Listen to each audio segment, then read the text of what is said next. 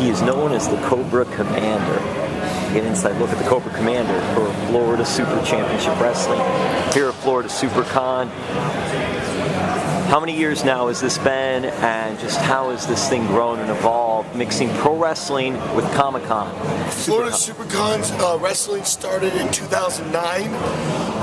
It was an idea that was brought up as a quick little spot show, just something different that hadn't been done before. It was brought to me. The Supercon was very, very small. Still only a few thousand attendees. And that the idea of professional wrestling with conventional comic book and you know, characters and such, and we didn't really quite know. In fact, at the first show, I kind of thought it would just be like a one-off, and the moment I realized it was something more was after the show was over, and this is my first time doing anything like this with a bunch of us. It took me an hour and a half to get a glass of water. I was swamped with people with pictures and autographs. Not for me, for Cobra Commander. And at that moment I was like, wow, we might be onto something. And as the years went by, I mean, we had high moments, low moments, but we always grew. We had changes in creative direction, changes in our roster, but no matter what we seemed to do, the crowds always grew. Now, we grew with the convention, but we would put our shows on and people would stop and watch what we're doing and they wouldn't leave. So we knew we had a good formula. Now, recently, I call this, what we do now, this last year, probably the best we've had it. Where we have a very good little family of wrestlers that really, truly, honestly understand their characters. And excuse me, my voice is really harsh for doing this. And the people respond to the characters. That's the thing with this. They respond more to the characters actually than the actual wrestling. Oh, absolutely. But everyone that gets in the ring trains in wrestling. Oh, so yes.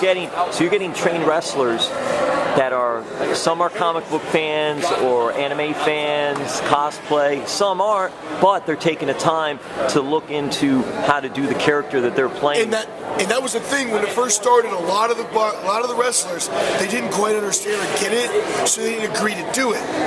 As we grew, people started to get it. I mean, it's only late 80s, early 90s gimmick wrestling. That's all we're doing. But these fans, they love the characters that we portray. So if I go out there and don't give them Cobra Commander, I don't care if I do high spots and all kinds of crazy stuff. They don't care. A 5-star match, right? It doesn't matter. But if I go out there and give them Cobra Commander, they will respect that I respect them, and they will pop for my stuff. I'll give a big elbow, and they'll pop for it because they know it's Cobra Commander doing it. And that was the big sell for some guys. So now, instead of just having smaller indie guys that get it, now we got guys like Johnny Vandal, who wrestles NXT all the time, and he gets it, and he loves what we do. And what is his character? He does Deathstroke. Deathstroke.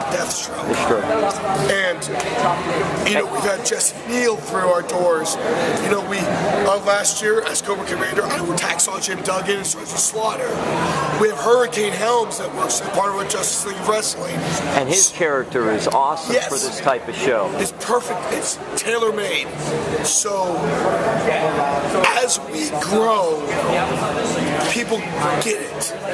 And as that happens, the list of wrestlers that want to be a part of it not only grow in size, but also in where they've been, what they've done, and it's really cool the kind of people that are giving us phone calls. Unfortunately, we can't use everybody. Even though we run 4 days, we run storylines, and it's hard to incorporate new talent, but we do. We revolve the door and put fresh faces in.